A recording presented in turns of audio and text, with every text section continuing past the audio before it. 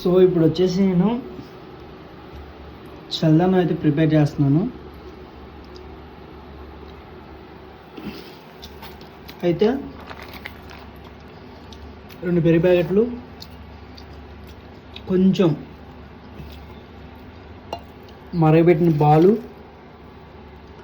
So 2 ఉల్లిపాయలు and అలాగే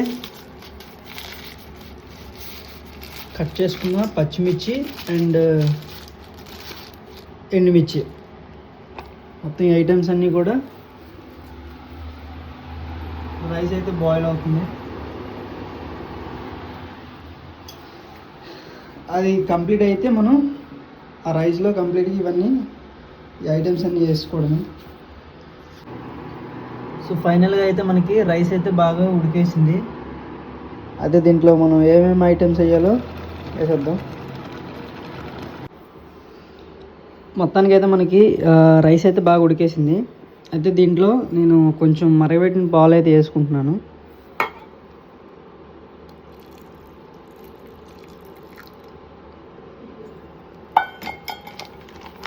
అలాగే దీంట్లో నేను 2 పెరుగు ప్యాకెట్లు అయితే వేసుకుంటున్నాను.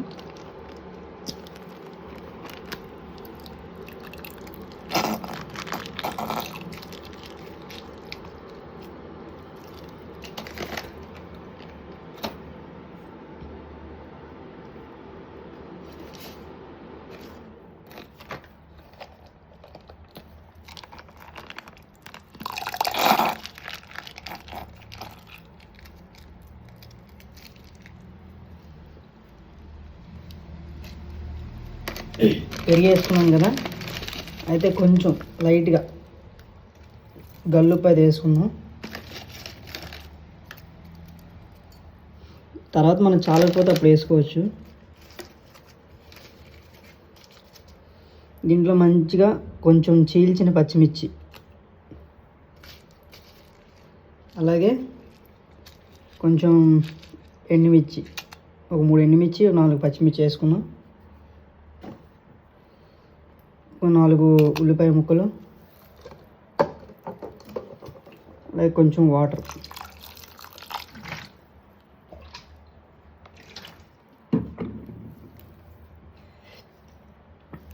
ఇది నిమ్మకాయ మనకి మార్నింగ్ కలుపుకోవడం బాగుంటుంది. అంటే పులుపు ఏమైనా తగ్గితే నిమ్మకాయ పిండుకొని తినేయడమే.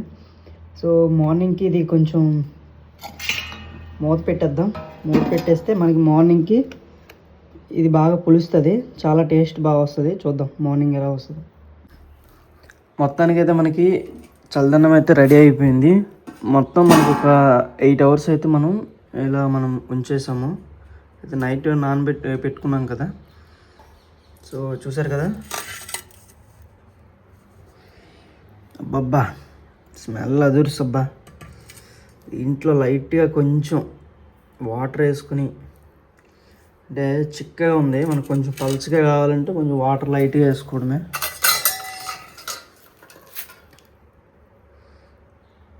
చూసారా ఎంత పర్ఫెక్ట్గా వచ్చిందో. దీంతో మంచిగా ఉప్పు చేప కానీ ఉప్పు చేప కానీ మజ్జిగ మిరపకాయలు కానీ ఇంకా పిండొడియాలు కానీ వీటితో తింటే మన నెక్స్ట్ లెవెల్ అబ్బా. అండ్ మీరు ఎప్పుడైనా ట్రై చేయాలనుకుంటే తప్పకుండా ఇంటి దగ్గర ఇట్లానే ట్రై చేయండి. అండ్ కొంతమంది ఏంటంటే ఇంట్లో నైట్ మిగిలిపోయి అన్నాన్ని కొంచెం వాటర్ వేసి నానబెట్టేస్తారు. అట్లా కాకుండా ఒకసారి ఒకసారి ఇలా తయారు చేసుకుంటే మీకు పర్ఫెక్ట్గా అయితే చల్లదన్నం ఎట్లా ఉంటుందో మంచి టేస్ట్ అయితే వస్తుంది. సో మొత్తానికి అయితే మంచిగా స్టఫ్ పెట్టుకున్నాను. అండ్ అంటే చల్లదన్నంతో కావాల్సిన ఐటమ్స్ అనేది పెట్టుకున్నాను. అండ్ దీనికి మనకి మజ్జిగ మిరపకాయలు, అలాగే పిండొడియాలు కానీ అండ్ ఉప్పు చేప, ఈ 3 ఐటమ్స్ ఉంటే కాంబినేషన్ ఎక్సలెంట్గా ఉంటుంది. కానీ మనకి ఈ 3 కూడా లేవు. ఓన్లీ జస్ట్ ఒక గుడ్డుగురు అండ్ గవ్వలు, ఒక అరటిపండు అండ్ ఉల్లిపాయ అండ్ మిర్చి, పచ్చిమిర్చి, ఈ ఐటమ్స్ అయితే పెట్టుకున్నాను. అండ్ మీరు ఎప్పుడైనా ట్రై చేయాలనుకుంటే తప్పకుండా బ్యాచిలర్స్ రూమ్స్లో ట్రై చేయండి. ఎందుకంటే నేను ఉన్నదే బ్యాచిలర్ రూమ్స్లో.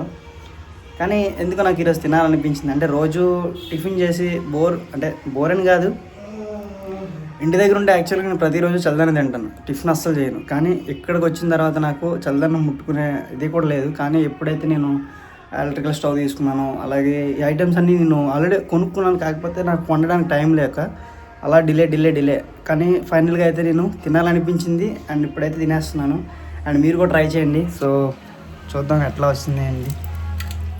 అంటే రైస్ బాగా ఉడికింది. అంటే ఇక్కడ చూసారు కదా, చాలా బాగా ఉడికింది. చూస్తుంటే నోరు ఊరిపోతుంది. ఒకసారి ఏమనుకోకపోతే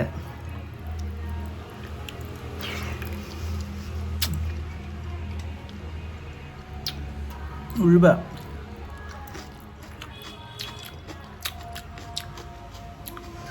ఐటమ్స్ చాలా ఎక్కువ ఉన్నాయి. ఇంకా అరటిపండు,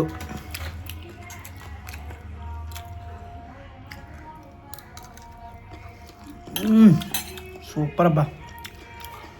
కొంచెం పులుపు తగ్గిందా, నిమ్మకాయ పిండి ఇంట్లో లైట్గా గుడ్డు కూరలో నిమ్మకాయ పిండుకొని తింటే స్టఫ్ మరీ ఎక్సలెంట్.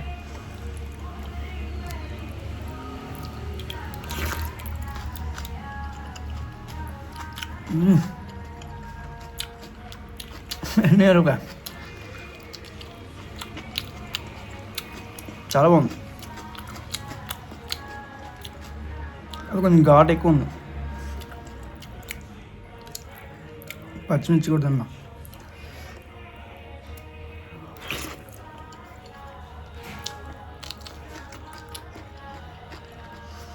బాబా గొప్పగా ఉంటుంది.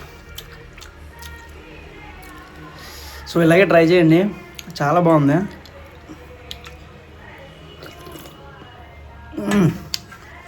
బా ఈ టేస్ట్ మరి ఎక్కడ రాదు, ఎందుకంటే అంత చాలా బాగా వచ్చింది.